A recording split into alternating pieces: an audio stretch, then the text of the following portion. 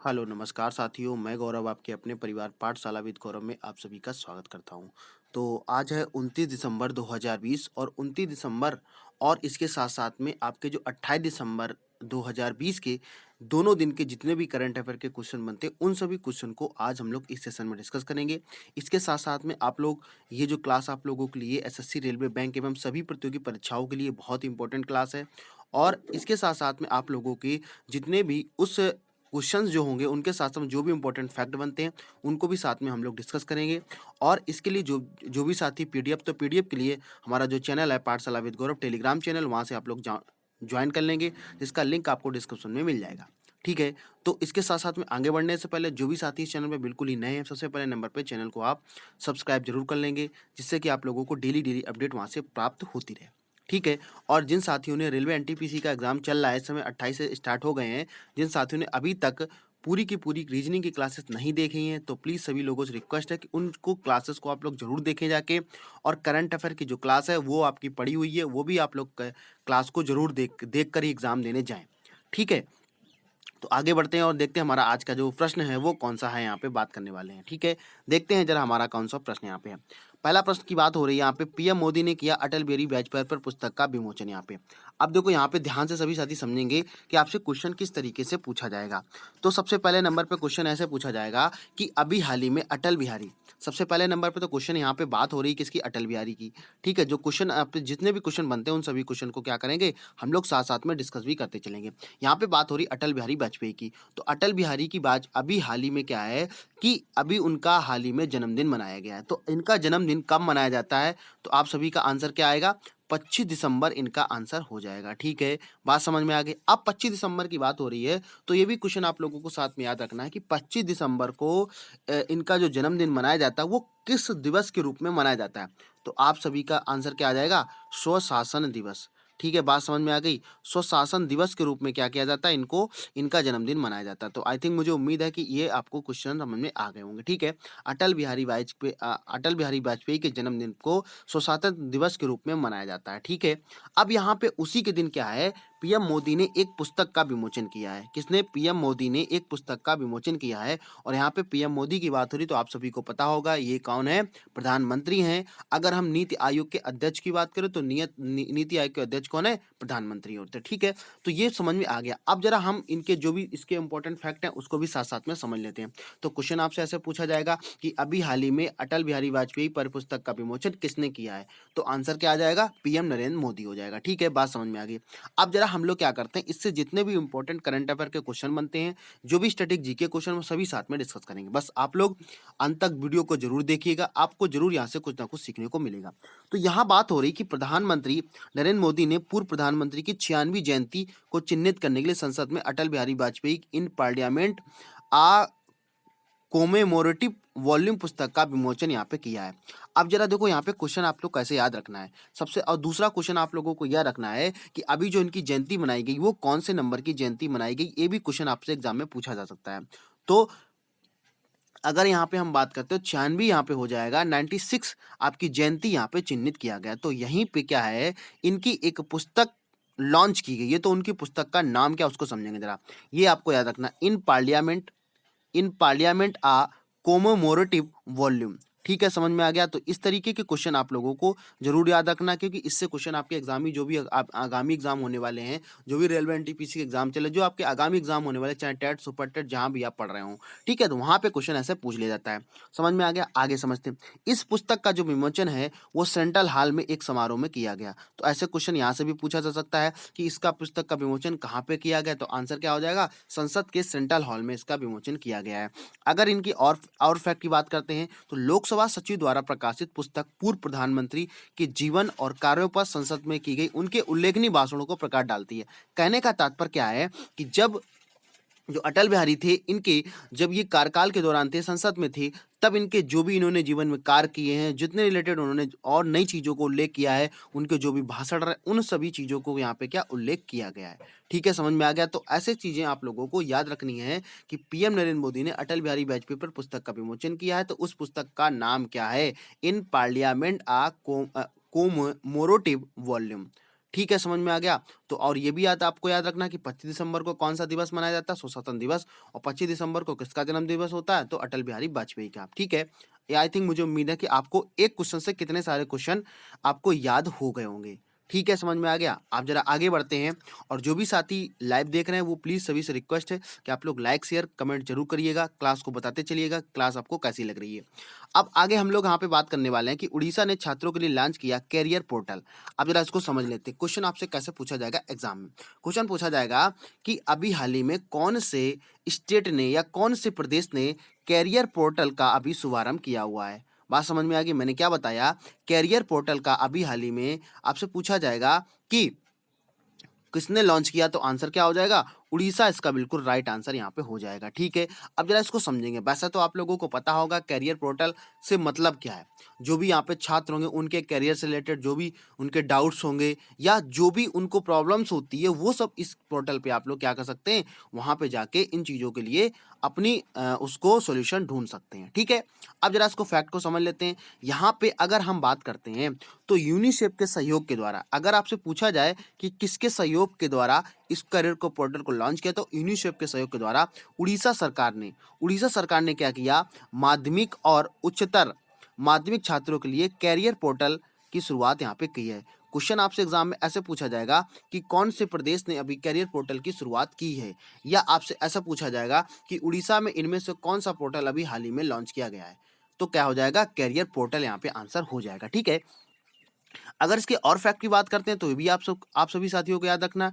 यह विभिन्न करियर के बारे में जानकारी तक आसान पहुंच प्रदान करेगा और छात्रों को शिक्षकों के साथ बातचीत करने का अवसर भी प्रदान करेगा। अब जैसे होता क्या है कि उसमें चैट के माध्यम से अपनी बात को रखते हैं, आप उस पर कॉलिंग के माध्यम से बात को रख सकते हैं कि हमें ये प्रॉब्लम हो रही है, ये करियर से रिलेटेड हमें चूज करने में प्रॉब्लम हो रही है। ठीक है ना, तो इस तरीके से क्या होगा कि दोनों कनेक्ट कर पाएंगे आपस में। ठीक समझ में आ गया। तो कैरियर पोर्टल उड़ीसा में यहाँ पे लॉन्च किया गया है। अगर इसकी हम और बात करते हैं तो आधिकारिक पोर्टल वेबसाइट आईडी और पासवर्ड के साथ साथ ये आपको यहाँ पे समझ में आ गया होगा कि www.odisha-career-portal.com माध्यम के एक्सेस किया जा सकता है। अगर आप चाहते हैं तो यहाँ पे एक्सेस कर सकते हैं, और ये कुछ इस तरीके का आपका इंटरफेस नजर में आएगा। ठीक है, यहाँ पे आप लॉगिन आईडी बना लीजिएगा, कुछ इस तरीके का इंटरफेस आप लोगों के सामने आने वाला है। ठीक है, समझ में आ गया। तो आपसे क्वेश्चन अगर पूछ लिया जाए कि करियर पोर्टल का अभी हाल ही में कौन से प्रदेश ने लॉन्च किया, तो आंसर क्या हो जाएगा, उड़ीसा बिल्कुल इसका राइट आंसर हो जाएगा। ठीक है, जो भी साथी प्लीज देख रहे हैं तो सभी से रिक्वेस्ट है कि आप लोग प्लीज लाइक शेयर करिएगा, नए साथियों को जोड़िएगा कि यहाँ पे क्लास जो आपकी इतनी इंपॉर्टेंट क्लास हो रही है, जो भी आपकी फ्री ऑफ कॉस्ट है, कोई भी उसका चार्ज यहाँ पे नहीं है। ठीक है, समझ में आ गया। आगे बढ़ते हैं, जरा समझते हैं हमारा नेक्स्ट क्वेश्चन कौन सा यहाँ पे। अब नेक्स्ट क्वेश्चन की बात हो रही है, क्लास प्लस सौरव गांगुली बने ब्रांड एम्बेसडर। अब जरा क्वेश्चन देखो कैसे पूछा जाएगा।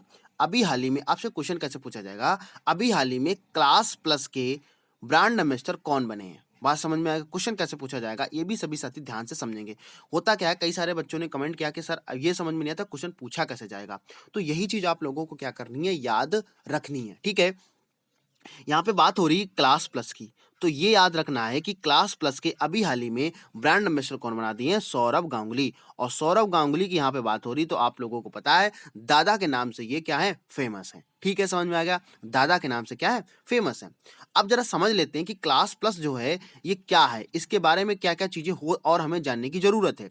तो क्लास प्लस जो है ये एक कोचिंग ऐप है। क्या है, एक एक ये कोचिंग ऐप है। ठीक है, समझ में आ गई। और इसका अगर हम टैग लाइन की बात करें, आपकी कोचिंग आपकी ऐप, ये इसका टैग लाइन है, आपकी कोचिंग आपकी ऐप। ठीक है, समझ में आ गया। यहाँ पे अगर हम देखो बात करते हैं, यहाँ पे 100 प्लस सिटीज यहाँ पे इसको लॉगिन कर सकते हैं, 50,000 प्लस टीचर यहाँ पे अवेलेबल हैं, 70 लाख प्लस स्टूडेंट यहाँ पे इन्होंने लॉगिन कर रखा है। ठीक है, समझ में आ गया। तो इन सभी चीजों को आप लोगों को याद रखना, क्योंकि क्वेश्चन एग्जाम में किसी भी तरीके से पूछा जा सकता है। तो क्वेश्चन आपसे कैसे पूछा जाएगा, क्लास प्लस के अभी हाल ही में कौन ब्रांड एम्बेसडर बनाए गए हैं, तो आंसर क्या हो जाएगा, सौरव गांगुली यहाँ पे ब्रांड एम्बेसडर बनाए गए हैं। ठीक है, समझ में आ गया। अब जरा क्या करते हैं, इसके जो भी इंपॉर्टेंट फैक्ट है उसको साथ में समझ लेते हैं। यहाँ पे बात हो रही है कि क्लास प्लस ने पूर्व भारतीय क्रिकेट कप्तान सौरव गांगुली को अपना ब्रांड एम्बेसडर और देशव्यापी सेलिब्रिटी एंडोसर घोषित किया है यहाँ पे। ठीक है, इसके साथ साथ में अगर हम बात करते हैं, एक ब्रांड एम्बेसडर की भूमिका के अलावा गांगुली ने अपनी व्यक्तिगत क्षमता के क्लास प्लस में भी निवेश किया यहाँ पे। ठीक है, इसने एक राष्ट्रव्यापी क्रॉस प्लेटफॉर्म अभियान शुरू किया है, जिसका केंद्र बिंदु गांगुली का एक विज्ञापन फिल्म है। कहने का तात्पर्य यहाँ पे है कि पूरी तरीके से ब्रांड एम्बेसडर का मतलब ये होता है कि जो चीजें लॉन्च की जा रही हैं उनको उनका जो ऐड है वो कैसे करेगा। जैसे देखा होगा आपने टीवी में कई सारे ऐड आते हैं, अगर ये आप देखता हो कि कोई टायर का ऐड हो गया, कोई किसी का ऐड कर रहा है, तो वो क्या करता है, उनको विज्ञापन करने के काम आते हैं। ठीक है, तो ब्रांड एम्बेसडर आपको ऐसे याद रखना है। ठीक, समझ में आ गया। तो इसका इसका टैगलाइन क्या दे दिया, आपकी कोचिंग आपका ऐप। आपसे क्वेश्चन इसी तरीके से एग्जाम में पूछा जा सकता है कि आपकी कोचिंग आपका ऐप है, ये कौन से किसका है। तो आप सभी का आंसर क्या हो जाएगा, क्लास प्लस का। अगर पूछे क्लास प्लस के ब्रांड एम्बेसडर कौन है, तो आंसर क्या आ जाएगा, आपका सौरव गांगुली आंसर हो जाएगा। और इनको तो आप जानते ही होंगे, और ये दादा के नाम से क्या है, फेमस है। ये भी आप लोगों को साथ में याद रखना है। ठीक है, समझ में आ गया। अब यहाँ पे आप लोगों को, जैसे यहाँ पे क्रिकेट की बात हो रही है, तो क्रिकेट में आप लोगों को एक चीज और याद रखना है। अगर आपसे पूछ लिया जाए कि पाली उमरीगर जो अवार्ड है वो किसको दिया गया है, तो आप लोगों को क्या याद रखना है, जसप्रीत बुमराह। ठीक है, ये भी आप लोगों को साथ में याद रखना है। ठीक है, जसप्रीत बुमराह की बात हो रही है, और ये आपका पॉली उमरीगर जो पुरस्कार है ये दिया गया है। ठीक है, समझ में आ गया। तो क्वेश्चन आपको कोरिलेट करके जरूर याद रखना, इससे ही आपकी तैयारी हो सकती है। आगे बढ़ते हैं, जरा समझते हैं हमारा नेक्स्ट क्वेश्चन कौन सा यहाँ पे। आज क्वेश्चन बहुत ही इंपॉर्टेंट सेशन है, आप लोग पूरा अंत तक जरूर देखिएगा। आपको कुछ ना कुछ यहाँ से क्वेश्चन जो भी आगामी एग्जाम है आप लोगों को यहाँ से देखने को जरूर मिलेंगे। और प्लीज जो भी साथी लाइव देख रहे हैं, प्लीज सभी से रिक्वेस्ट है कि आप लोग लाइक करिएगा, शेयर करिएगा, नए अगर अभी तक नए हैं तो आप लोग सब्सक्राइब जरूर करिएगा। ठीक है, और नए साथियों को बताइएगा, जो भी आपके साथी हो, जो भी आपके ग्रुप्स हैं, वहां पे आप लोग शेयर जरूर करिएगा। अब जरा समझ लेते हैं, यहाँ पे बात किसकी हो रही है, यहाँ पे बात हो रही इसरो ने विकसित किया ग्रीन पॉपुलेशन। यहाँ पे आप जरा समझेंगे आखिर ये क्या है। तो क्वेश्चन आपसे ऐसे पूछा जाएगा कि अभी हाल ही में ग्रीन पॉपुलेशन जो है अभी हाल ही में किसने लॉन्च किया है, तो आप सभी का आंसर क्या हो जाएगा, इसरो यहाँ पे आंसर हो जाएगा। ठीक है, समझ में आ गया। तो आपसे क्वेश्चन पूछा जाएगा ग्रीन पॉपुलेशन अभी हाल ही में किसने विकसित किया है, तो आंसर क्या हो जाएगा, इसरो ने यहाँ पे इसको विकसित किया है। अब अगर हम यहाँ पे बात करते हैं कि इसरो का पूरा नाम क्या है, तो इसरो का पूरा नाम क्या हो जाएगा, यहाँ पे अगर हम बात करते हैं तो क्या हो जाएगा, इंडियन स्पेस रिसर्च ऑर्गेनाइजेशन। आप सभी साथी जो साथी नोट कर रहे हैं, प्लीज सभी से रिक्वेस्ट है कि आप लोग नोट जरूर करते जाएं। क्या इसका पूरा नाम हो जाएगा, इंडियन स्पेस रिसर्च ऑर्गेनाइजेशन। ठीक है, या अगर इसकी हिंदी में बात करें तो क्या हो जाएगा, भारतीय अंतरिक्ष अनुसंधान संगठन। ठीक है, समझ में आ गया। तो ये इसका हिंदी में नाम हो जाएगा। अगर इसकी इंग्लिश में बात करते हैं तो क्या हो जाएगा, इंडिया स्पेस रिसर्च ऑर्गेनाइजेशन। ठीक है, अपने महत्वाकांक्षी मानव अंचल उड़ान को गगनयान के लिए क्या कर रहे हैं, ये ग्रीन पॉपुलेशन विकसित कर रहे हैं। तो ये भी क्वेश्चन आपसे पूछा जा सकता है कि गगनयान के लिए कौन सा पॉपुलेशन विकसित किया जाए, तो आंसर क्या हो जाएगा, ग्रीन पॉपुलेशन यहाँ पे आंसर हो जाएगा। अब जरा इसके और फैक्ट की बात कर लेते हैं। इसरो के अध्यक्ष जो हैं अभी कौन है, के सिवान है। आप सभी को पता ही होगा के सिवान है। ठीक है, जिन्होंने चंद्रयान को इन्होंने लॉन्च किया था। के सिवान ने 26 दिसंबर 2020 को SRM institute of science and technology के 16वें दीक्षांत समारोह के संबोधित करते हुए घोषणा की हुई है। ठीक है, समझ में आ गया। अब अगर इसकी हम बात करें तो एसआरएम ने यहाँ पे अगर हम बात करें 2021 के लिए गगनयान जो है लॉन्च हो रहा है, यहाँ पे योजना बनाई थी, लेकिन कोविड के प्रभाव के कारण एक वर्ष में देरी यहाँ पे हो सकती है। बात समझ में आ गई। यानी कि जो गगनयान है ये 2021 में लॉन्च होने वाला था, लेकिन कोविड-19 के कारण क्या है, इसको एक साल डिले इसलिए हो सकता है। ठीक है, समझ में आ गया। तो क्वेश्चन अगर आपसे पूछता है इसरो के अध्यक्ष कौन है, तो आंसर क्या हो जाएगा, के शिवान हो जाएंगे। अगर आपसे पूछा जाए कि अभी हाल ही में ग्रीन पॉपुलेशन किसने लॉन्च किया, तो आंसर क्या हो जाएगा, इसरो यहाँ पे आंसर हो जाएगा। ठीक है, और ये जो ग्रीन पॉपुलेशन है ये लॉन्च किया जा रहा तो किसके लिए, गगनयान के लिए। ये भी सभी साथियों को आपको याद रखना है। और ये क्या है, ये इसरो का लोगो है।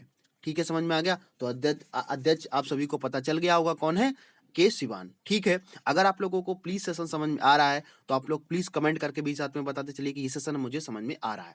ठीक है, और जितने लोग लाइव देख रहे हैं, प्लीज सभी से रिक्वेस्ट है कि आप लोग शेयर जरूर करिएगा। आगे बढ़ते हैं, जरा हम समझते हैं आज का नेक्स्ट क्वेश्चन कौन सा है। नीतल नारंग बनी SFI की अध्यक्ष। यहाँ पे अब जरा यहाँ पे समझ लेते हैं कि आखिर ये क्या है। अब सबसे पहले नंबर पे तो आप लोगों को एक चीज और याद रखनी है। क्वेश्चन ऐसे पूछा जाएगा, अभी हाल ही में SFI की अध्यक्ष कौन बन गई, तो आंसर क्या हो जाएगा, नीतल नारंग यहाँ पे आंसर हो जाएंगी। और ये जो आपको फोटो में नजर आ रही है कौन है, नीतल नारंग है। अब जरा यहाँ पे क्वेश्चन जरा इसका भी साथ में हम लोग समझ लेते हैं, SFI है क्या आखिर। तो इसके अगर पूरे नाम की बात करते तो क्या हो जाएगा, सॉफ्टबॉल फेडरेशन ऑफ इंडिया। सभी साथी याद रखेंगे, यहाँ पे देखो लिखा भी है, सॉफ्टवेल फेडरेशन ऑफ इंडिया की पहली महिला अध्यक्ष ये बनी है। तो ये भी आप सभी साथियों को, क्योंकि ये पहला है तो ये याद रखना है। ये क्वेश्चन एग्जाम में बन सकता है, आपसे पूछा जाएगा एसएफआई की पहली महिला अध्यक्ष कौन बनी है, तो आंसर क्या हो जाएगा, नीतल नारंग हो जाएगा। अगर आपसे पूछता है कि एसएफआई क्या है, तो आप आंसर क्या बताओगे, सॉफ्टवेयर फेडरेशन ऑफ इंडिया क्या है, इसका आंसर हो जाएगा। ठीक है, एज इट इज आपके एग्जाम में पेपर आपका छपने वाला, जब तक आप लोग डिटेल्स में नहीं पढ़ेंगे तब तक आप लोग कोई करंट अफेयर का क्वेश्चन वहां पे नहीं फंसा पाएंगे। ठीक है, समझ में आ गया। जो आप लोग वन लाइनर वाला पढ़ते हो तो ये जमाना अब चला गया है। ठीक है, वन लाइनर वाला अगर पढ़ेंगे तो आपको ये क्वेश्चन आप नहीं कर पाएंगे। ठीक है, और मैंने आपको बताया भी है कि जो भी अभी आपका संडे को बिहार पीसीएस का एग्जाम हुआ, उसमें सीधे सीधे आपके 18 से 20 क्वेश्चन मेरी क्लास से आए हुए हैं। ठीक है, तो जो साथी इग्नोर कर रहे थे वो प्लीज सभी साथी इग्नोर ना करें, क्लास को आप लोग पूरा अंत तक जरूर देखें। ठीक है, समझ में आ गया। हाँ, इसके साथ साथ में हम अगर बात करते हैं तो नारंग ने यहाँ पे क्या किया, नारंग ने सॉफ्टवेयर फेडरेशन ऑफ इंडिया के उपाध्यक्ष के रूप में अपनी पिछली भूमिका में खेल के उत्थान के लिए एक महत्वपूर्ण योगदान दिया था। तो ये पहले उपाध्यक्ष के रूप में भी काम कर चुकी हैं। अगर वे करें, वे राणा गुरमीत सिंह की सोढ़ी के स्थान पर लेंगी, जिन्हें लाइफ टाइम अध्यक्ष के रूप में चुना गया था। तो ये भी आप लोगों को याद रखना है कि ये अभी जो इनका स्थान लेंगी तो वो कौन थे, तो आपका आंसर क्या हो जाएगा, राणा गुरमीत सिंह सोढ़ी। ठीक है, समझ में आ गया। तो इस तरीके के क्वेश्चन आपको एग्जाम में पूछे जा सकते हैं कि अभी इनका स्थान कौन लेंगे, तो आंसर क्या हो जाए। अगर जो साथी नोट कर रहे हैं प्लीज नोट डाउन जरूर करते चलें, जिससे कि अगर इसको पीडीएफ चाहिए तो पीडीएफ के लिए आप लोग टेलीग्राम को ज्वाइन कर सकते हैं। ठीक है, समझ में आ गया। मुझे उम्मीद है कि आप लोगों को सेशन समझ में आ रहा होगा। अब हम लोग आगे क्वेश्चन की बात करने वाले हैं कि आज का नेक्स्ट क्वेश्चन कौन सा यहाँ पे। अब नेक्स्ट क्वेश्चन की बात हो रही चौथा अंतर्राष्ट्रीय लोकगीत समारोह। यहाँ पे आप जरा समझेंगे आखिर ये क्या है और कहाँ पे ये संपन्न हुआ है। तो क्वेश्चन आपसे किस तरीके से एग्जाम में पूछा जाएगा, इसको जरा समझ लेते हैं। क्वेश्चन आपसे पूछा जाएगा कि अभी हाल ही में चौथा अंतर्राष्ट्रीय लोकगीत जो समारोह है ये कहाँ पे संपन्न हुआ। ध्यान से सभी साथी समझेंगे।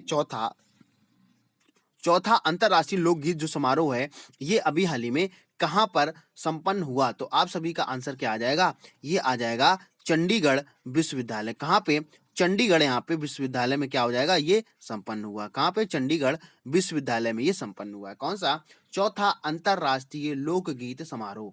ठीक है, समझ में आ गया। तो क्वेश्चन आपसे अगर पूछा जाए चंडीगढ़ विश्वविद्यालय कहां पे ये चौथा अंतर्राष्ट्रीय लोकगीत समारोह यहाँ पे संपन्न हुआ है।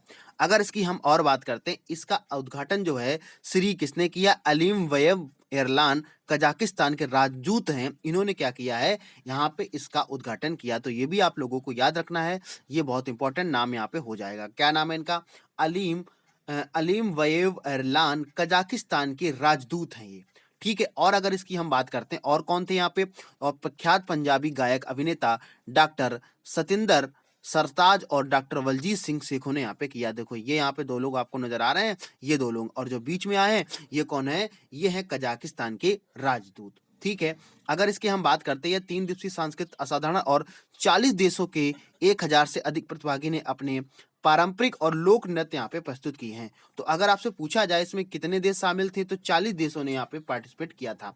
चौथा अंतरराष्ट्रीय लोकगीत समारोह है, अभी हाल ही में कहाँ पे लॉन्च किए, कहाँ पे ये समारोह हुआ, तो आंसर क्या हो जाएगा, चंडीगढ़ विश्वविद्यालय, ये आंसर इसका हो जाएगा। ठीक है, समझ में आ गया। मुझे उम्मीद है कि आप लोगों को चीजें समझ में आ रही होंगी। अगर आप चाहते हैं तो इसका स्क्रीनशॉट भी आप लोग इसको ले सकते हैं, जिससे कि आप अपना बाद में रिविजन कर सकें। ठीक है, आगे बढ़ते हैं, जरा समझते हैं हमारा नेक्स्ट क्वेश्चन कौन सा है। यहाँ पे जितने भी आपके क्वेश्चन है वो सिलेक्टेड क्वेश्चन होते हैं, जो आपके एग्जाम पॉइंट ऑफ व्यू से 99% उम्मीद होती है कि वो एग्जाम में जरूर टपकेंगे। ठीक है, समझ में आ गया।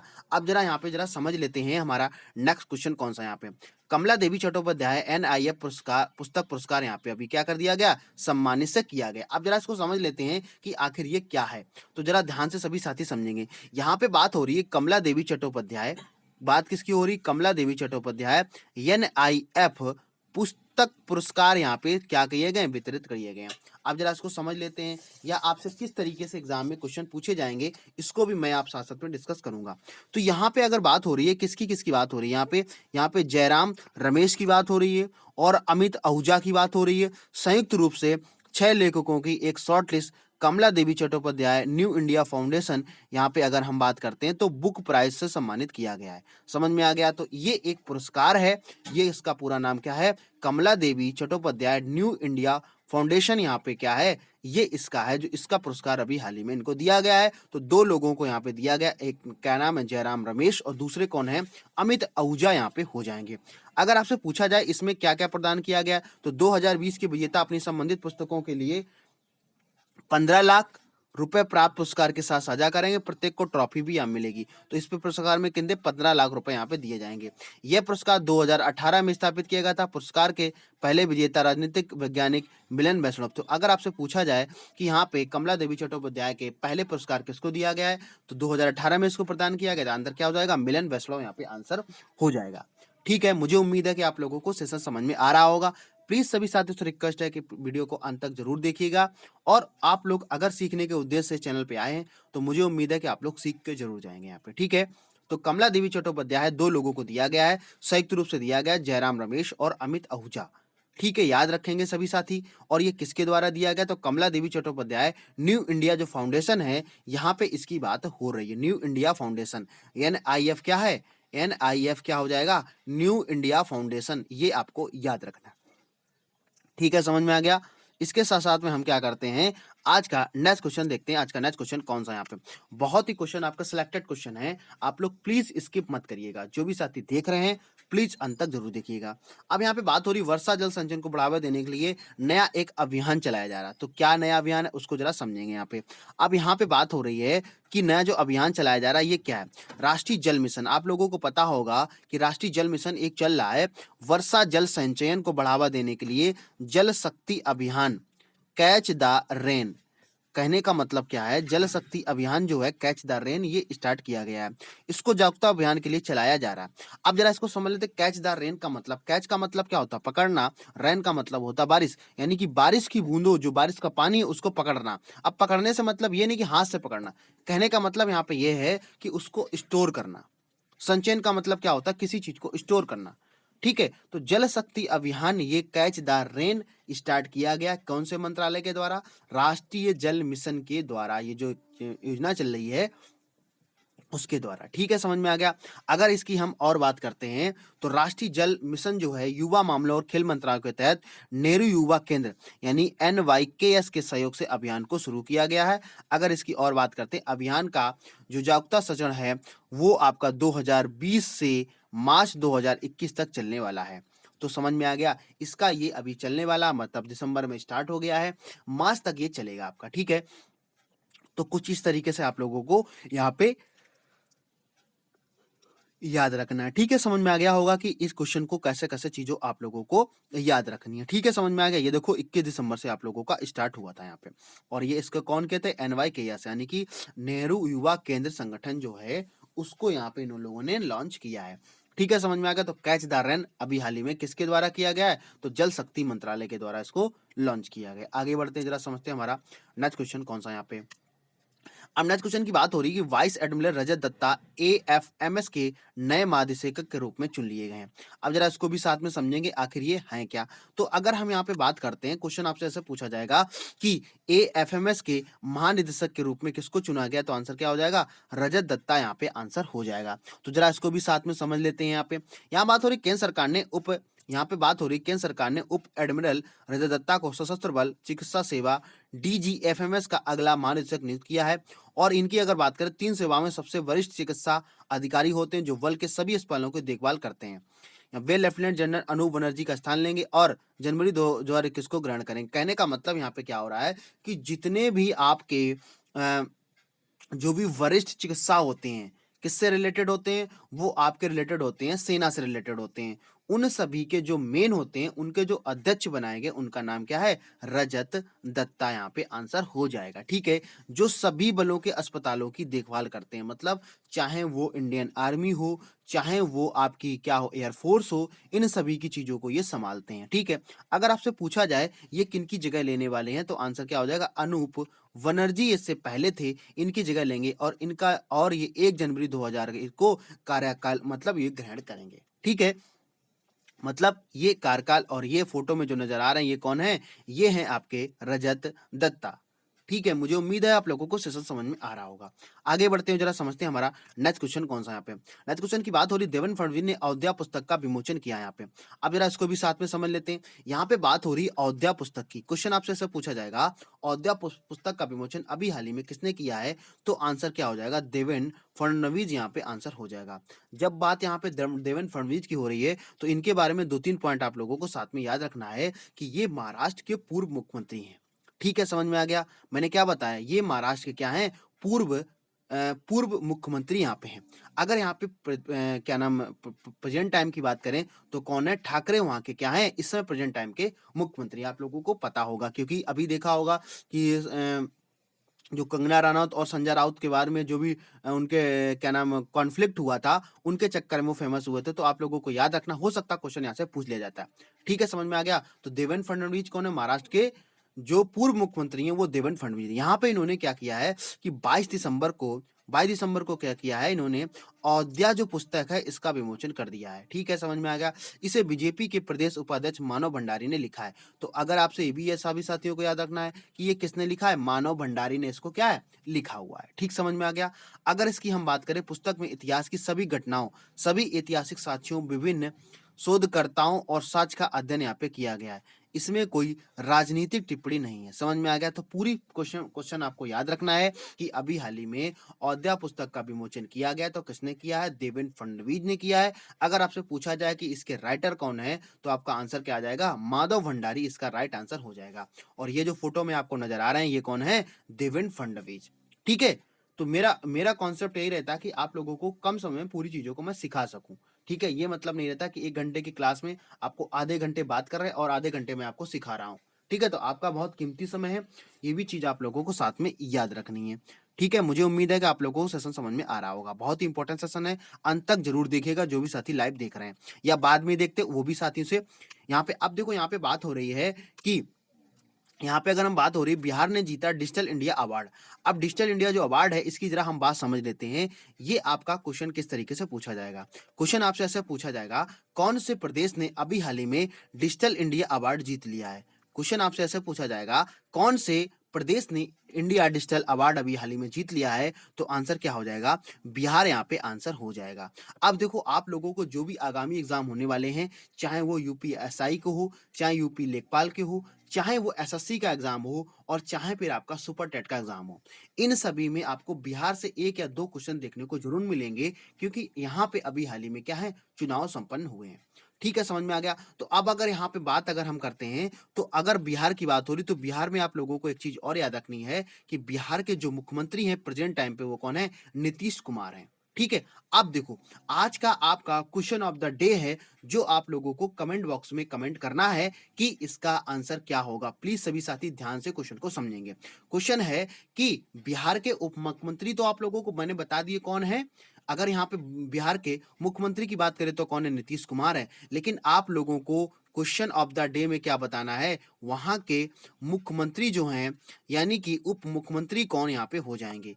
बात समझ में आ गई? यानी कि 2 लोगों को वहां पे उप मुख्यमंत्री बनाया गया है, उन दोनों लोगों का आप लोगों को कमेंट बॉक्स में आंसर करना है। ठीक है, तो क्वेश्चन ऑफ द डे आप लोगों को समझ में आ गया कि बिहार के प्रेजेंट टाइम पे उप मुख्यमंत्री कौन है? तो आंसर आप लोगों को देना है। मुख्यमंत्री मैंने आप लोगों को बता दिया कौन है? नीतीश कुमार। अब जरा हम लोग क्वेश्चन पे आते हैं कि आखिर इसका जो इससे क्वेश्चन रिलेटेड हो सकते वो क्वेश्चन क्या बन सकते हैं। यहाँ पे देखो बात हो रही है, यहाँ पे अगर बात हम करें तो बिहार सरकार ने क्या है? ई गवर्नेंस में अभिनव कदमों के लिए केंद्र सरकार द्वारा स्थापित डिजिटल इंडिया अवार्ड जीत लिया है। यह कोविड 19 महामारी के दौरान लाभार्थियों को खातों में सीधे वित्तीय सहायता हस्तांतरित करने की अपनी पहल के लिए सम्मानित किए गए हैं। बिहार के बाहर 21 लाख से अधिक फंसे श्रमिकों को बिहार सहायता मोबाइल ऐप के माध्यम से वित्तीय सहायता भी प्रदान की गई है। तो ये भी अब समझो यहाँ पे जो डिजिटल इंडिया अवार्ड है ये आखिर इनको क्यों प्रदान किया गया। तो यहाँ पे हुआ क्या था कि जो भी लाभार्थी थे कोविड-19 के दौरान जिनको वित्तीय सहायता प्रदान करनी थी तो ये डायरेक्ट उनके खाते में गई है। ऐसा नहीं है कि पहले बिचौलियों के साथ में जा रही तो वहां पे अगर 1000 रुपए दिया आपको मिल रहा है तो वहां पे आपके हाथ में 500 रुपए आ रहे हैं। ठीक है, तो ये आपका डिजिटल के तरीके से डायरेक्ट खाते में यहाँ पे पैसा गया, इसीलिए इनको क्या है डिजिटल इंडिया अवार्ड यहाँ पे सम्मानित किया गया। किसको? बिहार को सम्मानित किया गया। तो बिहार के मुख्यमंत्री कौन हो जाएंगे? नीतीश कुमार। लेकिन आपको क्वेश्चन ऑफ द डे में बताना है उप मुख्यमंत्री कौन वहां के हैं। दो लोगों को है, ये मैंने आपको हिंट दे दी है। ठीक है, समझ में आ गया? मुझे उम्मीद है यहाँ पे समझ में आ गया होगा। और यहाँ पे एक ऐप भी किया गया है, बिहार सहायता मोबाइल ऐप। तो ये कहाँ हो जाएगा? 21 लाख लोगों से फंसे, जो लोग फंसे थे उनको यहाँ पे हो जाएगा। आगे समझते हैं जरा नेक्स्ट क्वेश्चन कौन सा यहाँ पे। अब नेक्स्ट क्वेश्चन की बात हो रही, कोहली ने ICC male cricketer of the decade पुरस्कार को जीत लिया है। क्वेश्चन आपसे कैसे पूछा जाएगा, समझेंगे ध्यान से। यहाँ पे क्वेश्चन पूछा जाएगा क्रिकेट ऑफ द डिकेड का पुरस्कार अभी हाल ही में किसने जीता है? क्रिकेट ऑफ द डिकेड का पुरस्कार अभी हाल ही में किसने जीता? तो आंसर क्या हो जाएगा? विराट कोहली यहाँ पे आंसर हो जाएगा। और इनको शायद ही कोई ना जानता हो, सभी लोग जानते होंगे मुझे उम्मीद है। अब जरा यहाँ पे क्या करते हैं, जो भी हमारे इससे और जो फैक्ट निकल के आते हैं उनको भी साथ साथ में हम लोग क्या करेंगे, साथ में डिस्कस कर लेते हैं। ठीक है, समझ में आ गया? अब जरा समझते हैं यहाँ पे। तो अगर यहाँ पे बात करते हैं कि भारत के जो कप्तान है विराट कोहली ने ICC men's ODI cricket of the decade के साथ साथ ICC male cricket of the decade के लिए सर गर्लफील्ड सोबर्स पुरस्कार जीता है। तो ये भी सभी साथियों को याद रखना है। दो पुरस्कार यहाँ से निकल के आ रहे हैं, दोनों आप लोगों को याद रखना है। कैसा? सर गर्लफील्ड जो सोबर्स पुरस्कार है, ये भी किनको मिला है? ये मिला है कोहली को। सर सभी लोग याद रखेंगे, सर गर्लफील्ड सोबर्स पुरस्कार है, ये भी किनको मिला है? ये आपको मिला है किसका? विराट कोहली को। क्रिकेट ऑफ द डिकेड के रूप में ही क्या है, इनको पुरस्कार ये मिला हुआ है। इन्होंने अगर हम बात करें तो 70 अंतरराष्ट्रीय शतकों में 66 अंक प्राप्त किए हैं, इसलिए इनको ये प्रदान किया गया। ऑस्ट्रेलियाई ऑलराउंडर कौन? एलिस पेरी ने female ODI cricket of the decade का पुरस्कार जीता है। टी20 cricket of the year decade के पुरस्कारों में ICC female cricket of the decade का पुरस्कार भी जीता हुआ है। तो ये भी सभी साथियों को याद रखना है। फीमेल की बात करेंगे तो फीमेल किसने जीता है? यहाँ पे एलिस पेरी ने यहाँ पे जीता हुआ है। ठीक है, समझ में आ गया? और ये फोटो में जो नजर आ रही है कौन है? विराट कोहली यहाँ पे हैं। ठीक है, समझ में आ गया? तो क्रिकेट ऑफ द डिकेड का पुरस्कार किसने जीता है? विराट कोहली ने जीत लिया है। ठीक है, और यहाँ पे सर गर्लफील्ड सोबर्स पुरस्कार भी इन्होंने जीता हुआ है। ठीक, समझ में आ गया? अब जरा जो भी क्वेश्चन है, मुझे उम्मीद है आप लोगों को सेशन समझ में आ रहा होगा। आगे बढ़ते हुए देखते हैं हमारा आज का नेक्स्ट क्वेश्चन कौन सा यहाँ पे है। अब नेक्स्ट क्वेश्चन की बात हो रही है कि कोविड-19 से लड़ने के लिए रोबोट कीटनाशक बनाया गया है। अब जरा समझेंगे यहाँ पे ध्यान से। यहाँ पे बात किसकी हो रही? कोविड-19 की बात हो रही है। तो कोविड-19 से आप लोगों को ये मान के चलिए, जो भी मैं एक सेशन आप लोगों को लेके आऊंगा, जो भी अभी कोविड-19 से जो भी योजनाएं लॉन्च की गई हैं, कहाँ-कहाँ कोई कोविड-19 से ऐप लॉन्च किया गया है, कौन-कौन से उसके चीजें लॉन्च की गई, तो इन सभी का एक सेशन आप लोगों को लेके आऊंगा, जिससे कि आपको कोविड-19 से जितने भी क्वेश्चन हैं वो सभी एक ही क्लास में आप लोगों को समझ में आ जाएंगे। ठीक है, तो लड़ने के लिए एक रोबोट कीटाणुनाशक यहाँ पे बनाया गया, उसको जरा समझेंगे आखिर क्या है यहाँ पे। तो ये अगर बनाया गया तो कहाँ पे बनाया गया? तो आंसर क्या हो जाएगा? हैदराबाद में। कहाँ पे? हैदराबाद में। हैदराबाद की अगर हम बात करें तो हैदराबाद किसकी राजधानी है? तेलंगाना की राजधानी है। तेलंगाना का गठन कब हुआ था? 2 जून 2014 का हुआ था। अगर आपसे पूछा जाए प्रेजेंट टाइम पे यहाँ पे तेलंगाना के मुख्यमंत्री कौन है, तो के चंद्रशेखर राव हैं। पहले मुख्यमंत्री कौन थे? तो आपका के चंद्रशेखर राव यहाँ पे आंसर हो जाएगा। ठीक है, अब जरा इसको समझ लेते हैं। यहाँ पे हैदराबाद में स्थित एच बोट्स रोबोटॉनिक्स नामक एक स्टार्टअप एकॉर्ड नामक रोबोट के टास्क की शुरुआत की गई। तो यहाँ पे याद रखना है उसका नाम क्या दे दिया गया है? अकॉर्ड यहाँ पे नाम हो जाएगा। ठीक है, कंपनी का यह दावा कि नया उत्पाद कोविड-19 के खिलाफ लड़ाई में मदद करेगा। ठीक है, इसके साथ साथ में अगर अकॉर्ड की बात करें तो ये 2.5 लाख रुपए से लेकर 7 लाख की रेंज में उपलब्ध होगा। यह मैनुअल, सेमी मैनुअल और ऑटोनोमस प्रकार में उपलब्ध होगा। अब जरा हम यहाँ पे जो पॉइंट यहाँ पे आए उसको भी साथ में समझ लें। मैनुअल का मतलब होता है कि उसको आप क्या कर सकते हैं, सही से अपने अकॉर्डिंग से सेट कर सकते हैं। सेमी मैनुअल का मतलब होता है कि उनको थोड़ा सा कम कर पाएंगे, और ऑटो का मतलब होता है कि पूरी तरीके से वो जैसे जो चीज जरूरत होगी वो अपने अकॉर्डिंग से कर सकता है। ठीक है, समझ में आ गया? तो मुझे उम्मीद है कि आप लोगों को समझ में आ रहा होगा। तो ये इसका नाम क्या दिया गया है? अकॉर्ड नाम दिया गया। किसका? रोबोट का। ये किसके लिए? कोविड-19 के लिए है। क्वेश्चन ऐसे पूछा जाएगा, अकॉर्ड जो रोबोट है ये किसके लिए है? तो आपका क्या आंसर आएगा? कोविड-19 के लिए यहाँ पे आंसर हो जाएगा। मुझे उम्मीद है कि आप लोगों को पूरा सेशन समझ में आया होगा। अगर आप लोगों को सेशन समझ में आता है तो आप लोगों को करना क्या है उसको ध्यान से सभी साथी समझेंगे यहाँ पे। तो जो भी साथी प्लीज़ अभी तक चैनल पे नए हैं, जिन्होंने अभी तक चैनल को सब्सक्राइब नहीं किया है, सबसे पहले नंबर पे आप लोग सब्सक्राइब ज़रूर कर लेंगे और उसके पास में जो बेल आइकन प्रेस करना आप लोगों को है। प्रेस करने से आपको बेनिफिट ये होगा कि जब भी कोई वीडियो इस चैनल के माध्यम से अपलोड किया जाएगा, तो आप लोगों के पास में यूट्यूब एक नोटिफ़िकेशन भेज देगा कि ये क्लास आपकी लाइव चल रही है। ठीक है, समझ में आ गया? ज़्यादा से ज़्यादा लोगों को आपको लाइक करना है, शेयर करना है और आप लोगों को कमेंट करके ज़रूर बताना है कि आज का सेशन आप लोगों को कैसा लगा? चीज़ें जो हमारे द्वारा पढ़ाई जा रही हैं, जो हमारे द्वारा मेहनत की जा रही है, क्या आप लोगों को सच में समझ में आ रहा है कि आप लोगों को समझ में नहीं आ रहा? आप लोगों को पूरी बात यहाँ पे बतानी है। इसके साथ-साथ में कुछ हमारे सोशल मीडिया हैंडल हैं, यहाँ भी आप लोगों के अगर हम बात करें तो आप हमें फेसबुक पे, इंस्टाग्राम पे, ट्विटर पे आप हमें फॉलो कर सकते हैं, जहाँ पे आप लोगों को डेली की अपडेट भी प्रोवाइड कराई जाती है। अब आप समझिएगा कि आपके कम से कम 15 से 20 क्वेश्चन जो है मेन हैं और उसमें से करीब-करीब यहाँ पे हमने 50 से 60 क्वेश्चन को साथ में डिस्कस कर लिया है। ठीक है? एक ही क्लास में 30 से 35 मिनट की क्लास में आपको इतने सारे चीज़ें मैंने आप लोगों को डिटेल्स में करवा दी हैं। ठीक है, समझ में आ गया? और जो साथी जिन साथियों के रेलवे एनटीपीसी के एग्ज़ाम चल रहे हैं, प्लीज़ उनसे रिक्वेस्ट है कि आप लोग जो रीजनिंग की क्लासेस हैं, वो सभी प्लीज़ ज़रूर देख के जाइएगा एग्ज़ाम में। करंट अफेयर की क्लास है, वो भी आप लोग पूरी देख के ज़रूर जाइएगा। ठीक है? एज़ इट इज़ क्वेश्चन आपके एग्ज़ाम में आ रहे हैं। ठीक समझ में आ गया? तो मुझे उम्मीद है कि आप लोगों को सेशन समझ में आया होगा। अगर आप लोगों को सेशन समझ में आया है, तो प्लीज़ आप लोग लाइक शेयर करिएगा, नए साथियों को जोड़िएगा, नए लोगों को बताइएगा, क्लास यहाँ पे इतनी इंपॉर्टेंट आप लोगों की हो रही है।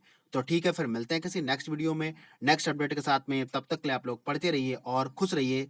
जय हिंद।